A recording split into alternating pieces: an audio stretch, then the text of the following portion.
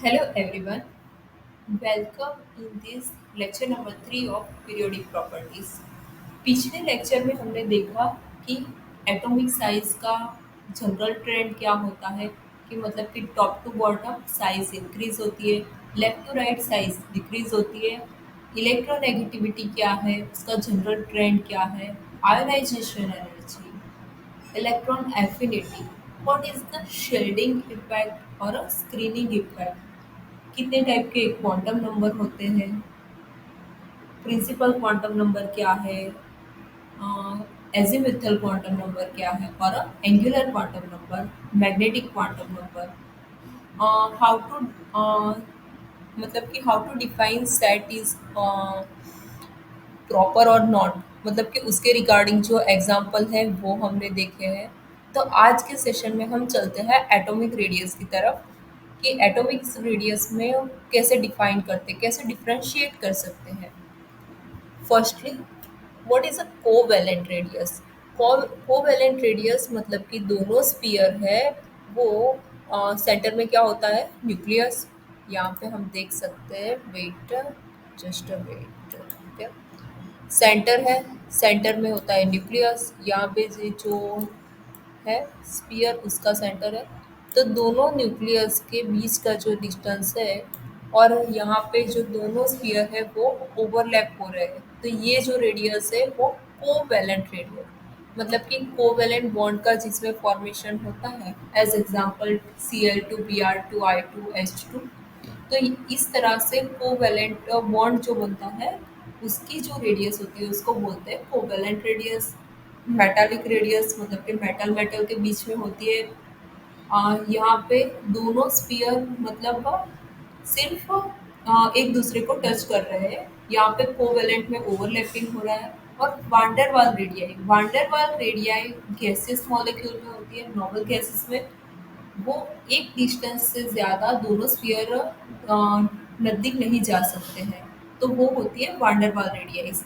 मतलब आप easily differentiate कर सकते हो कि ऑलवेज वांडरवाल रेडियस कहाँ पे होती है, नॉर्मल केस में वांडरवाल रेडियस कहाँ पे होती है, नॉर्मल गैस में, इज ऑलवेज हायर, वो सबसे ज़्यादा होगी। उसके बाद मेटालिक रेडियस, उसके बाद covalent radius, always van der Waal radii मतलब कि कहाँ पे होगी, नॉर्मल गैसेस में। उसके बाद metallic radii metal metal bond जहाँ पे बनता है वहाँ पे होगी। एंड कोवेलेंट रेडियाई मतलब कि कोवेलेंट बॉन्ड मतलब कि शेयरिंग ऑफ इलेक्ट्रॉन। तो यहाँ पे हम देख सकते हैं कि वांडरवाल रेडियाई ऑलवेज हायर होगी। ये कॉन्सेप्ट का यूज करके हम एग्जाम्पल भी देखेंगे। हाँ, पहले हम देखते हैं what is the nuclear charge and nuclear power order. तो यहाँ पे आप देख सकते हो, nuclear charge increases, nuclear power also increases. अगर न्यूक्लियर चार्ज इंक्रीज हो रहा है तो उसके साथ साथ न्यूक्लियर पावर क्या होगा, इंक्रीज होगा। न्यूक्लियर पावर इंक्रीज होगा तो एटॉमिक रेडियाई का क्या होगा, डिक्रीज। न्यूक्लियर पावर एंड मतलब कि जिसका जितना पावर होगा उतनी रेडियाई कम होगी, मतलब कि न्यूक्लियर पावर ज़्यादा है, न्यूक्लियर पावर और चार्ज ज़्यादा होता है तो एटॉमिक रेडियाई क्या होती है, कम। एटॉमिक रेडियाई एंड साइज क्या होता है, प्रोपोर्शनल, मतलब कि एटॉमिक रेडियाई घट डिक्रीज हो रही है तो साइज भी डिक्रीज होगी। एंड साइज डिक्रीज तो इलेक्ट्रोनेगेटिविटी इंक्रीज। आपको अभी ऐसा लग रहा होगा कि हम कैसे याद करेंगे, पर इजी है कि हमने ऑलरेडी कॉन्सेप्ट वाइज देखा है कि जब जब साइज बढ़ती है तो इलेक्ट्रोनेगेटिविटी घटती है, और साइज जब मतलब डिक्रीज होती है तो इलेक्ट्रोनेगेटिविटी इंक्रीज होती है। उसके रीजन भी हमने प्रीवियस लेक्चर में देखे हैं। यहाँ पे एक और कंसेप्ट है कि टॉप टू बॉटम क्या होता है। टॉप टू बॉटम में प्रिंसिपल क्वांटम नंबर इंक्रीज तो size increase and nuclear charge decrease. मतलब कि जब जब प्रिंसिपल क्वांटम नंबर बढ़ेगा तब साइज बढ़ेगी और न्यूक्लियर चार्ज क्या होगा, कम होगा। तो यहाँ पे हमें पता कैसे चलेगा कि प्रिंसिपल क्वांटम नंबर मतलब कि प्रिंसिपल क्वांटम नंबर जो फर्स्ट वाला क्वांटम नंबर है small N principal quantum number वो क्या डिफाइन करता है सेल। तो यहाँ पे नंबर ऑफ सेल ऐसा बोल सकते हैं कि number of shell increases size increase. Principal quantum number shell के बारे में बताता है मतलब कि यहाँ पे जिस तरह से नंबर ऑफ सेल इंक्रीज होगी प्रिंसिपल क्वांटम नंबर इंक्रीज मतलब कि नंबर ऑफ सेल इंक्रीज। जब जब नंबर ऑफ सेल इंक्रीज होगी मतलब कि साइज इंक्रीज होगी एंड साइज इंक्रीज होगी तो ऑब्वियसली न्यूक्लियर चार्ज डिक्रीज होगा। ये टॉप टू बॉटम में होता है कि साइज इंक्रीज होती है तो न्यूक्लियर चार्ज डिक्रीज होता है। लेफ्ट टू राइट में क्या होगा न्यूक्लियर चार्ज इंक्रीज होगा तो साइज क्या होगी डिक्रीज। यहाँ पे सबके हम क्वेश्चन प्रैक्टिस भी करेंगे तो आपको डरने की कोई ज़रूरत नहीं है यहाँ पे। What is the order of size already हमने ये जो कॉन्सेप्ट देखा कि ये क्या मैंने लिखा है वांडरवाल रेडियस ग्रेटर देन मतलब कि वांडरवाल रेडियाई ऑलवेज हायर होगी। वांडरवाल रेडियाई कहाँ पे होती है नोबल गैस मतलब कि गैसियस मॉलिक्यूल में। मेटालिक रेडियाई मेटल्स में होती है। कोवैलेंट रेडियाई मतलब कि जहाँ पे कोवैलेंट बॉन्ड बनता है। तो हम इसी के बेसिस पर एक क्वेश्चन सॉल्व करते हैं। यहाँ पे आप देख सकते हो order of size fluorine and neon. Just wait. Okay यहाँ पे लिखा है फ्लोरीन एंड नियॉन। यहाँ पे साइज का ऑर्डर पूछा है साइज हमें यहाँ पे आप देख सकते हो प्रीवियस स्लाइड में कि वांडरवाल रेडियाई है मतलब उसकी साइज ज़्यादा होगी मेटालिक रेडियाई की उस वांडरवाल रेडियाई की कंपैरिजन में कम होगी और कोवेलेंट रेडियाई की कंपैरिजन में साइज ज़्यादा होगी। एंड कोवेलेंट रेडियाई वाला मॉलिक्यूल है उसकी रेडियस मतलब की साइज सबसे कम होगी। तो यहाँ पे देखो फ्लोरीन एंड नियॉन है। नियॉन मतलब कि नोबल गैस। नोबल गैस में कौन सी रेडियाई होती है वांडरवाल रेडियाई।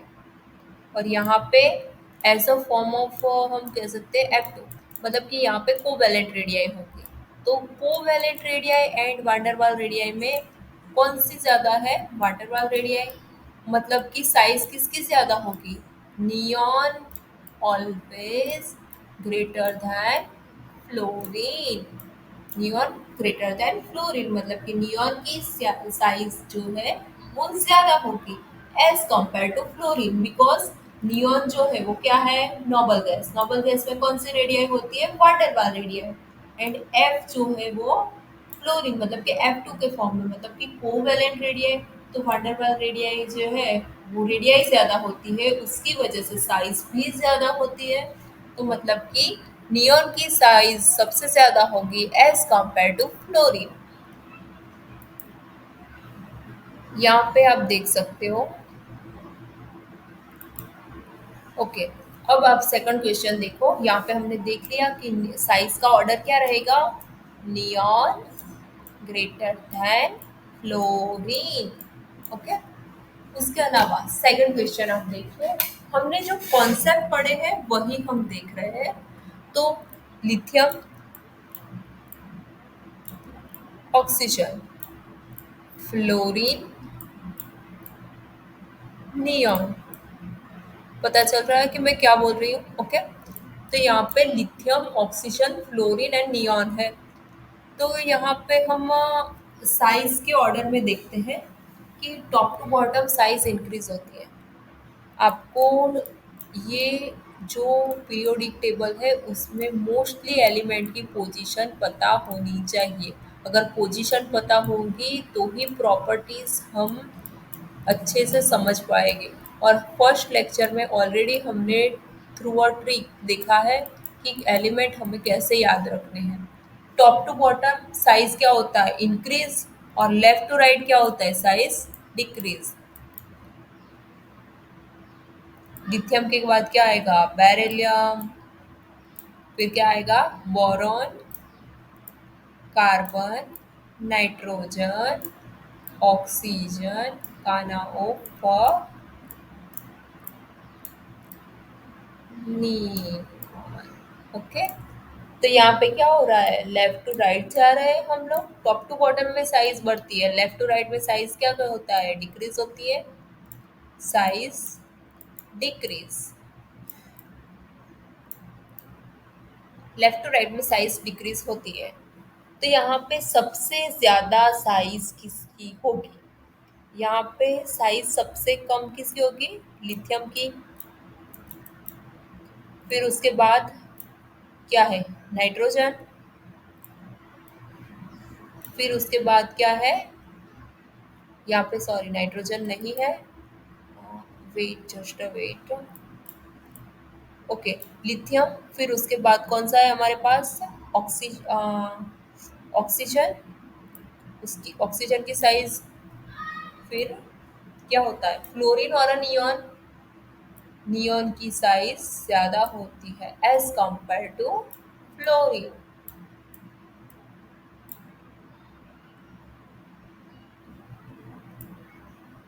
सॉरी यहाँ पे ऑर्डर इस तरह से आएगा, नियॉन की साइज मतलब कि पहले ये जनरल ट्रेंड था कि जनरल ट्रेंड में क्या आएगा, सबसे ज्यादा, इस तरह से जनरल ट्रेंड ये फॉलो होता है। पर हमको क्या देखना है, विथ एक्सेप्शन। तो ये हम देख सकते हैं, इसके अलावा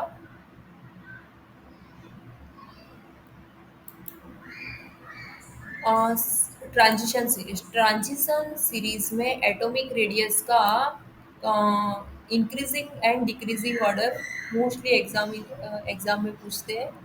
यहाँ पे याद रखो, अगर आपको ट्रांजिशन सीरीज पता होनी चाहिए, स्कैटी, जिंक, वैक्रो में, एफी, कॉपर, कोबाल्ट, निकल। यहाँ पे आप सीरीज देखोगे तो सीरीज क्या है, स्कैटी, वैक्रो, मेयाकोनी, कोजी। स्कैटी, वैक्रो, में, आ, को, मी, को, जी। आप देख सकते हो कि स्कैटिवेक्रो में कॉनिकोसी, ये ऑर्डर है, मतलब कि 21, 22, एटॉमिक नंबर 21, 22, 23, 24, 25, 26, 27, 28, 29 एंड 30। पर यहाँ पे ट्रांजिशन सीरीज में लेफ्ट टू राइट जाएंगे तो स्कैंडियम से वेनेडियम तक क्या होगा, और उसमें बीच में क्या आ रहा है, स्केटी, जिंक लास्ट में है, पर वो उसकी साइज के अकॉर्डिंग कहाँ पे आएगा, यहाँ पे बीच में। मतलब कि स्कैंडियम से वेनेडियम तक तब तरफ जाते हैं तो एटॉमिक रेडियस क्या होती है, decrease. Scandium to vanadium atomic radius decrease, vanadium to cobalt, vanadium to cobalt atomic radius क्या रहती है, यहाँ पे देखो, कांस्टेंट। एंड कोबाल्ट के बाद में रेडियस क्या होती है, increase. Scandium to vanadium atomic radius decrease, vanadium to cobalt atomic radius constant, and cobalt to निकल ऐसा बोल सकते हैं, एटॉमिक रेडियस इंक्रीजेस।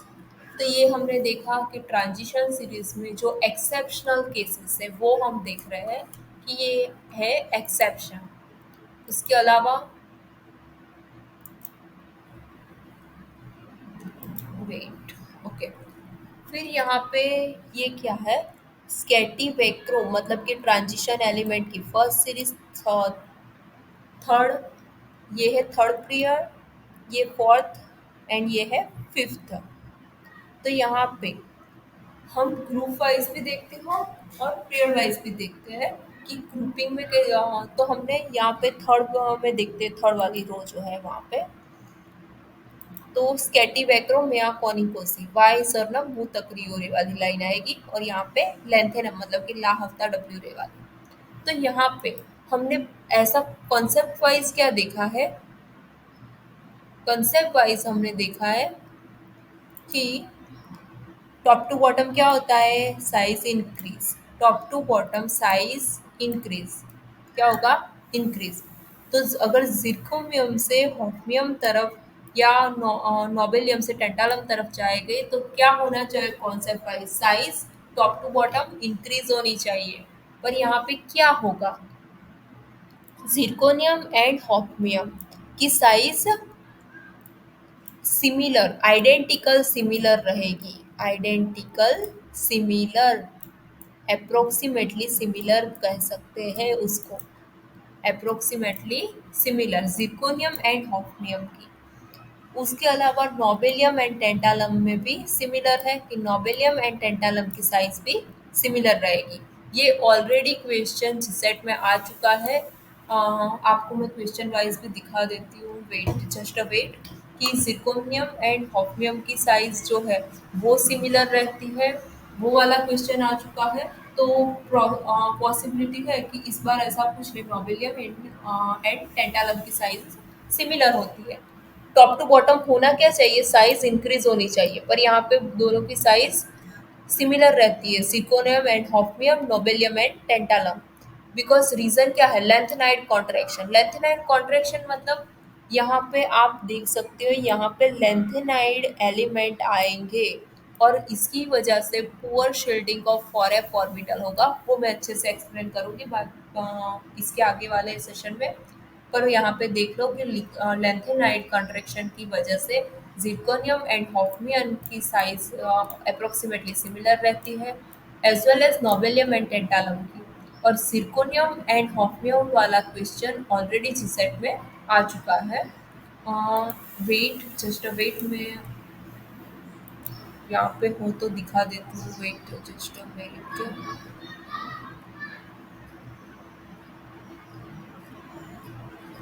यहाँ पे मिल जाएगा क्योंकि हमने ऑलरेडी डिस ओके। देखो यहाँ पे सेकंड क्वेश्चन देखो किस तरह से क्वेश्चन पूछा गया है, वो मैं आपको दिखाती हूँ। Which of the following metal cation have the same size, which of the following, ये जो सेकंड नंबर का क्वेश्चन है आपको शायद दिख ही रहा है, वेट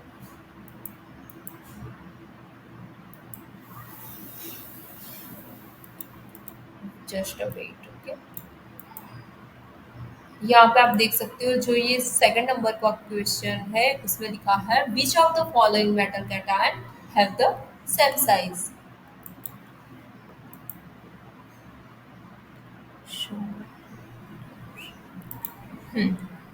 ओके, ये क्वेश्चन आपको दिख रहा है, which of the following metal cations have the same size, Fe+2 Na+2। आप हमने एटॉमिक रेडियाई का रेडियाई देखा कि एटॉमिक रेडिया कहाँ पे कांस्टेंट होती है, कहाँ पे इंक्रीज होती है, कहाँ पे डिक्रीज होती है। और एटॉमिक रेडियाई और साइज क्या है, प्रोपोर्शनल है, मतलब जब जब एटॉमिक रेडियाई बढ़ेगी तब साइज बढ़ेगी, जब जब एटॉमिक रेडियाई कम होगी तब साइज भी डिक्रीज होगी। तो मतलब कि Fe+2 एंड Na+2 नहीं है, ये गलत है। फिर सेरियम एंड टिटानियम, फिर यहाँ पे क्या लिखा है, जिंक एंड हॉफनियम और zirconium and hafnium.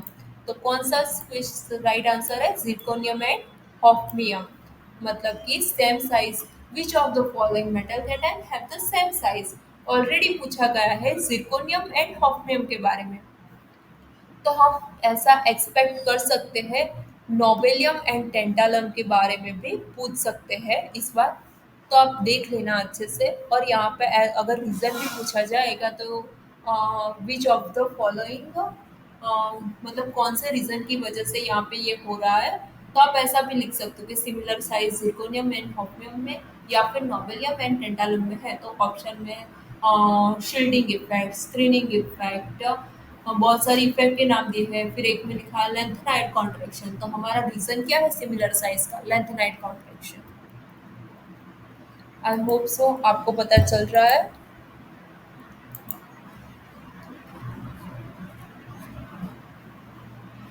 Just a wait okay. तो यहाँ पे zirconium and hafnium and nobelium and tantalum, तो रीजन क्या है, लेंथेनाइड कॉन्ट्रैक्शन।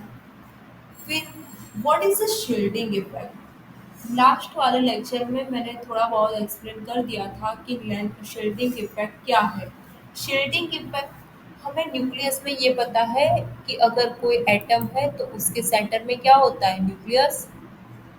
सेंटर में क्या होता है, न्यूक्लियस। न्यूक्लियस के आसपास इलेक्ट्रॉन घूमते रहते हैं। ये जो ई लिखा है मतलब कि इलेक्ट्रॉन सेंटर में न्यूक्लियस होता है, वो न्यूट्रॉन प्लस प्रोटॉन का बना हुआ होता है। और यहाँ पे भी आप देख सकते हो मैग्नीशियम में कि सेंटर में न्यूक्लियस है, न्यूट्रॉन प्रोटॉन है और आसपास इलेक्ट्रॉन घूम रहे हैं। मतलब कि शील्डिंग शील्डिंग का मतलब ये होता है कि न्यूक्लियस और आउटर सेल के बीच में जो इनर इलेक्ट्रॉन होते हैं वो एज अ शील्ड की तरह बिहेव करते हैं, एज अ शील्ड। तो यहाँ पे ऑलरेडी मैंने एक्सप्लेन किया था, तो इसको हम बहुत नहीं समझ रहे हैं अब। यहाँ पे इफेक्टिव न्यूक्लियर आप देख सकते हो, पुअर शील्डिंग इफेक्ट मतलब कि शील्डिंग इफेक्ट जो है वो सबसे, ये ऑर्डर दिया गया है S greater than P greater than D greater than F. मतलब कि जब जब साइज डिक्रीज होगी, जब जब साइज डिक्रीज होगी, शील्डिंग इफेक्ट ऑफ फॉर्पी ऑर्बिटल लो रहेगी, कम रहेगी, पुअर रहेगी, ऐसा हम बोल सकते हैं। तो साइज डिक्रीज मतलब कि poor shielding effect of a four p orbital, ये उसका ऑर्डर है S greater than P greater than D greater than F shielding effect का। फिर यहाँ पे positive charge on atom increases, nuclear charge decreases and size decreases. अगर positive charge increase हो रहा है एटम के ऊपर तो साइज क्या होगी, डिक्रीज। और नेगेटिव चार्ज इंक्रीज हो रहा है तो साइज क्या होगी, इंक्रीज। इसको हम अच्छे से समझेंगे थ्रू एग्जाम्पल, एग्जाम्पल के थ्रू आपको अच्छे से पता चलेगा।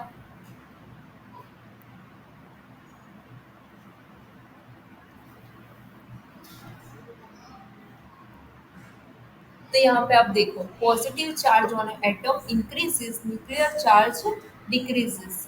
मतलब कि पॉजिटिव चार्ज बढ़ेगा, पॉजिटिव चार्ज क्या करता है, साइज को डिक्रीज करता है। मतलब कि जितना पॉजिटिव चार्ज ज्यादा होगा, वेट जस्ट अ वेट,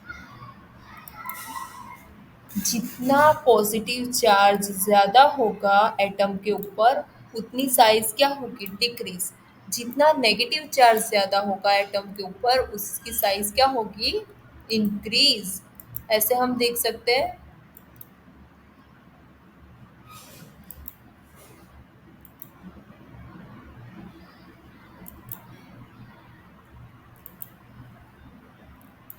तो यहाँ पे आप देख सकते हो iso electronic species. Iso electronic species मतलब कि इलेक्ट्रॉन सिमिलर है। अ, वो भी आप देख सकते हो। एज एग्जांपल हम फर्स्ट वाले एग्जांपल से ही समझते हैं, फिर डायरेक्टली भी हम सॉल्व कर सकते हैं।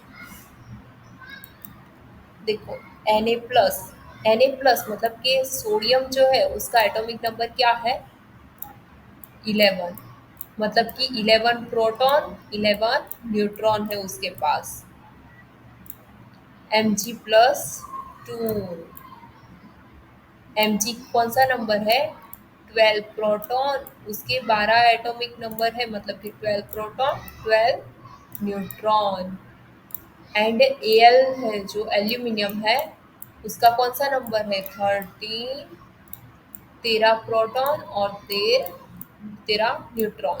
ओके, इतना हमें समझ में आता है कि ये है प्रोटॉन, जितने एटॉमिक नंबर होता है उतने ही उसके प्रोटॉन और न्यूट्रॉन होते हैं। तो इलेक्ट्रॉन, आइसो इलेक्ट्रॉन स्पीसीज मतलब Na+1, मतलब +1 है तो इसके इलेक्ट्रॉन कितने होंगे,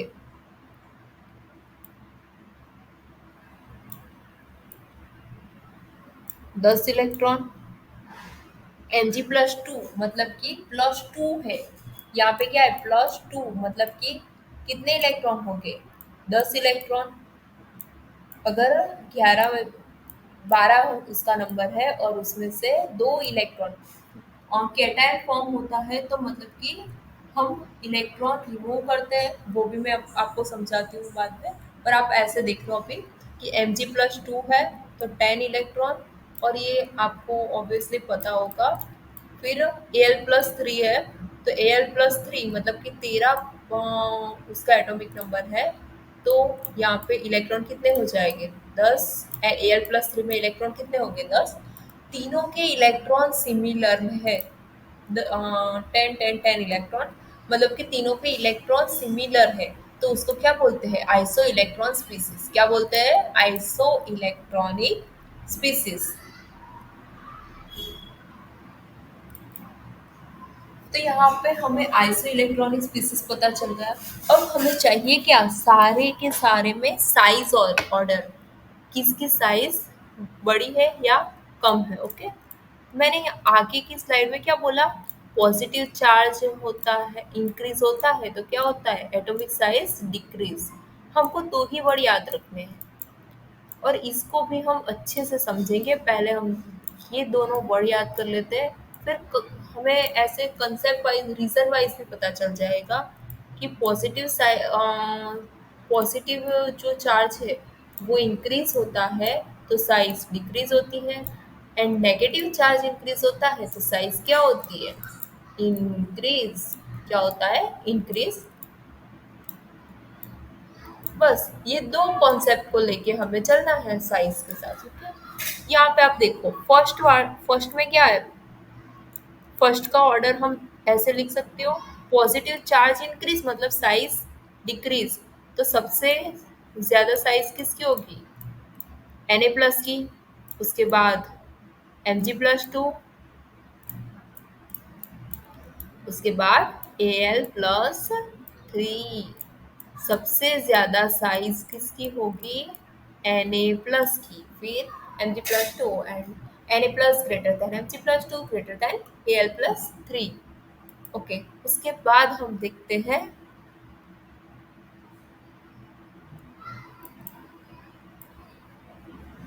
just wait. Okay, second second question में हम क्या देख सकते हैं?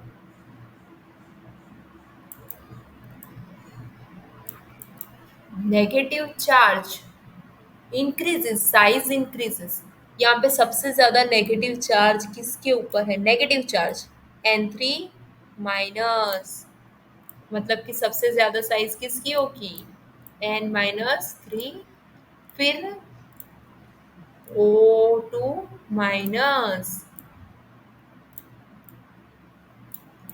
फिर उसके बाद F-। फिर पॉजिटिव में क्या होता है? Positive charge increases, size decreases. पर यहाँ पे हमें क्या देखना है? Greater than Na+। Na+ की साइज Mg+2 से ज्यादा होगी और Mg+2 की size as compare to Al+3 ज्यादा होगी। बस हम ये चीज जो है वो ये दो ही रूल याद रख रहे हैं और हमारे सारे क्वेश्चन सॉल्व हो जाएंगे। हमें कुछ नया याद नहीं करना है उसके लिए। ओके, फिर यहाँ पे देखो, negative size, negative charge increase होता है माने कि साइज क्या होगी? Negative charge increase, size increase.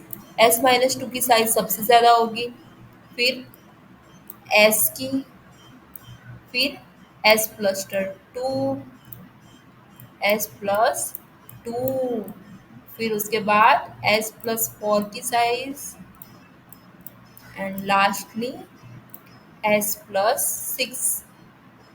ये ऑर्डर होता है हमारे थर्ड वाले क्वेश्चन का। आप खुद से भी ट्राई करना, आपको दो ही कंसेप्ट की वजह से अच्छे से याद हो जाएगा।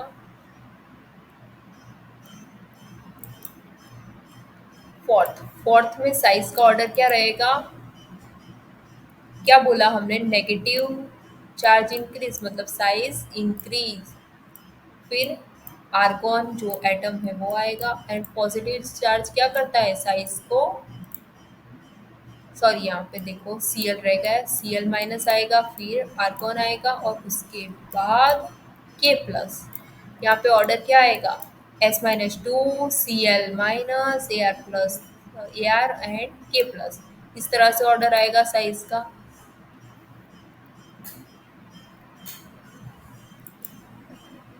ये क्या है, साइज का ऑर्डर है।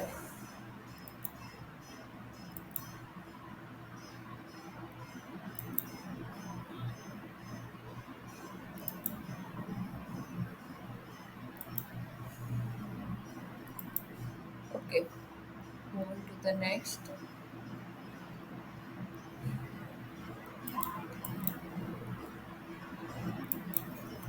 फिर यहाँ पे देखते हैं आयनाइजेशन एनर्जी। आयनाइजेशन एनर्जी में हमने क्या देखा था कि एक इलेक्ट्रॉन रिमूव करने के लिए जो एनर्जी यूज करते हैं, अगर कोई एटम है उसमें से एक इलेक्ट्रॉन रिमूव कर, आइसोलेटेड एटम है उसमें से एक इलेक्ट्रॉन रिमूव करने के लिए जो एनर्जी लगती है उसे बोलते हैं आयोनाइजेशन एनर्जी।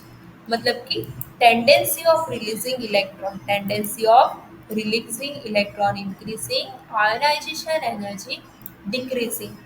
अगर इलेक्ट्रॉन इजीली रिलीज हो जाता है, इलेक्ट्रॉन इजीली निकल जाता है, तो उसके लिए हमें एनर्जी कितनी चाहिए होगी, कम चाहिए होगी।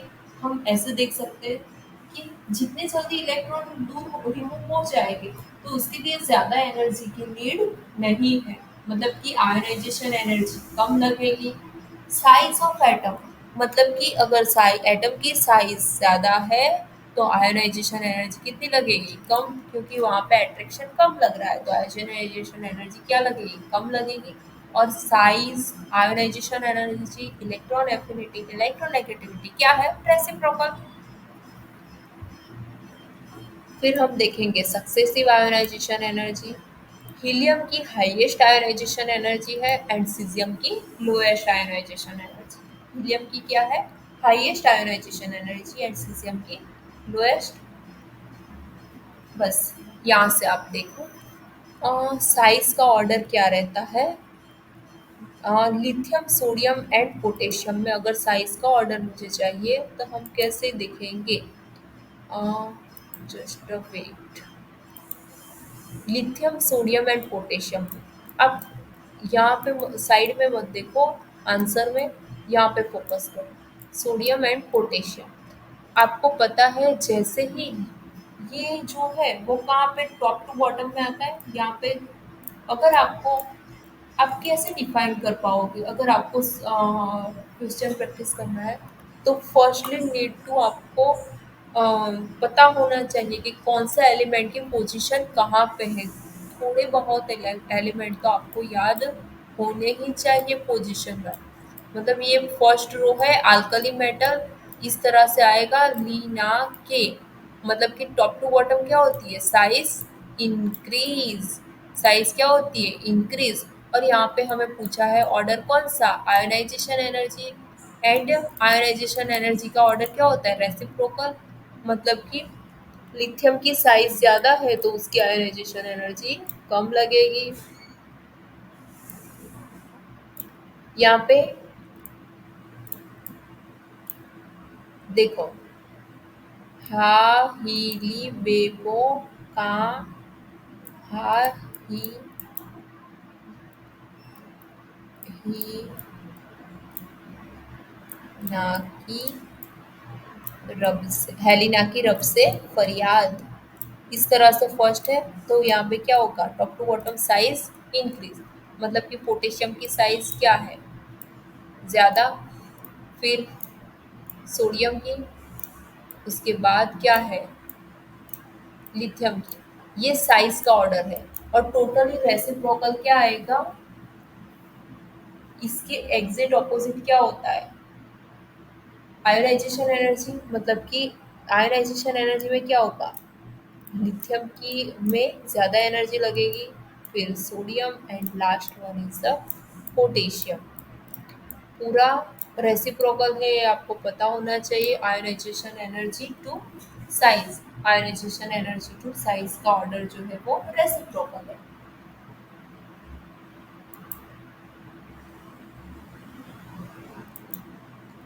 फिर आयोनाइजेशन एनर्जी ऑर्डर। अब आपने ऐसे देख लिया कि top to bottom size increase, left to right size decrease. पर अगर आयनाइजेशन एनर्जी का ऑर्डर हम इस तरह से निकालेंगे तो यहाँ पे है दो एक्सेप्शन केसेस। यहाँ पे बाल गया इंडियानी टाल। यहाँ पे जो गैलियम है उसकी साइज जो है, यहाँ पे ऑर्डर चेंज हो रहा है। फिर कौन सी गीता स्नेहा प्रभा होता है top to bottom size increase, पर लास्ट वन की साइज है उसकी कंपैरिजन में फोर्थ की साइज क्या है, बड़ी है। तो ये है एक्सेप्शनल केसेस। तो हमें अच्छे से याद करना है, कोई भी कंफ्यूजन के बिना। ठीक है,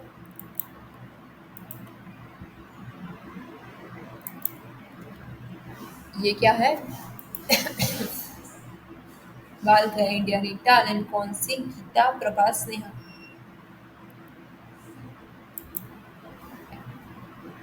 बाल गया इंडिया रीटा, कौन सी गीता प्रभा स्नेहा। ओके, यहाँ पे एक क्वेश्चन है, बेरिलियम टू बोरॉन में क्या होगा, साइज क्या में क्या फर्क पड़ेगा।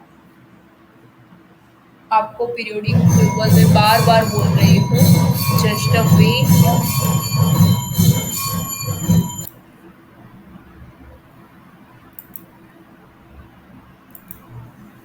ओके, हम यहाँ पे देख रहे थे, ये जो है ऑर्डर बिटवीन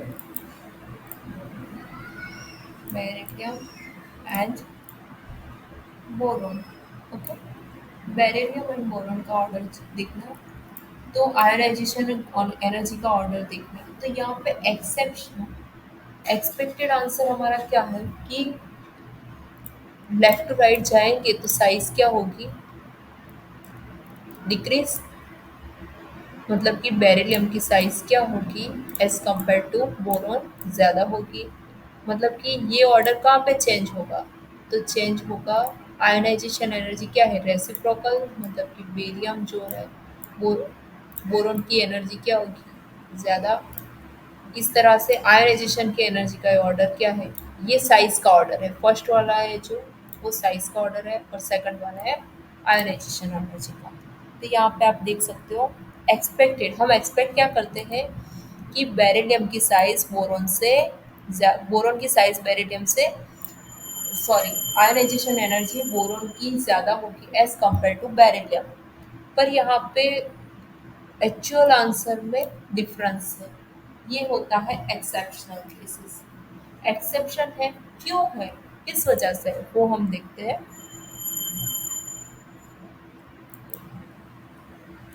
बेरिलियम है, यहाँ पे देखो आप अच्छे से, आपको इलेक्ट्रॉन फिल करना तो आता ही होगा। तो इसका एटॉमिक नंबर है फोर्थ, बोरॉन का है 5। तो firstly electron fill in 1s2 2s2, 4 electron हमने फिल कर दिए हैं। यहाँ पे सेकंड में 1s2 2s2 फिल होने के बाद कहाँ पे इलेक्ट्रॉन जाएगा, 2p1 में। अब यहाँ पे आप देख सकते हो कि एस ऑर्बिटली ऑर्बिटल कंप्लीटली फिल। यहाँ पे इलेक्ट्रॉन अगर हमें रिमूव करना है, आयोनाइजेशन एनर्जी मतलब कि removing one electron required energy, एक इलेक्ट्रॉन रिमूव करने के लिए जो एनर्जी चाहिए वो। तो यहाँ पे P1 है, एक ही इलेक्ट्रॉन है, हम इसीलिए रिमूव कर सकते हैं, उसके लिए ज़्यादा एनर्जी नहीं चाहिए। पर यहाँ पे स्टेबल है, एस ऑर्बिट कंप्लीटली फिल्ड है, मतलब स्टेबल कॉन्फ़िगरेशन है। तो उसको निकालने के लिए, उसमें से अगर एक इलेक्ट्रॉन मुझे निकालना है, तो एनर्जी क्या लगेगी, ज़्यादा। तो बेरियम में एनर्जी क्या लगेगी, ज़्यादा एज कंपेयर टू बोरॉन। तो हमारा एक्चुअल आंसर क्या होगा, यही होगा कि हमें कॉन्फ़िगरेशन भी देखना है। ऐसा नहीं है, अगर stable configuration like a fully filled orbital है या हाफ फिल्ड ऑर्बिटल है, वहाँ से हम इलेक्ट्रॉन निकालेंगे, तो उसका एनर्जी ऑर्डर क्या होगा, चेंज हो जाएगा। तो वो भी हमें देखना है अच्छे से। इसी तरह से आप देख सकते हो कि नाइट्रोजन एंड ऑक्सीजन, मतलब कि लेफ्ट टू राइट में क्या होगा, साइज डिक्रीज। तो आयोनाइजेशन एनर्जी इंक्रीज। मतलब हमारा एक्सपेक्टेड आंसर ये है कि हम एक्सपेक्ट ये करते हैं कि हमारा आंसर ऑक्सीजन की आयोनाइजेशन एनर्जी ज़्यादा होगी एज कंपेयर टू नाइट्रोजन। पर ऐसा नहीं होगा। वाई, हम जब ऐसे इलेक्ट्रॉन देखते हैं, कन्फिग्रेशन देखो, 1s2 2s2 2p3, नाइट्रोजन का एटॉमिक नंबर क्या है, 7, ऑक्सीजन का 8।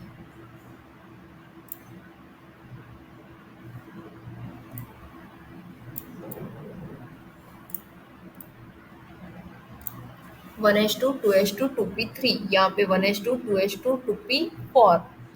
3 मतलब कि हाफ फिल्ड, हाफ फिल्ड है या फिर फुल्ली फिल्ड। पी ऑर्बिटल की मैक्सिमम कैपेसिटी 6 की है, हाफ फिल्ड है मतलब कि p3।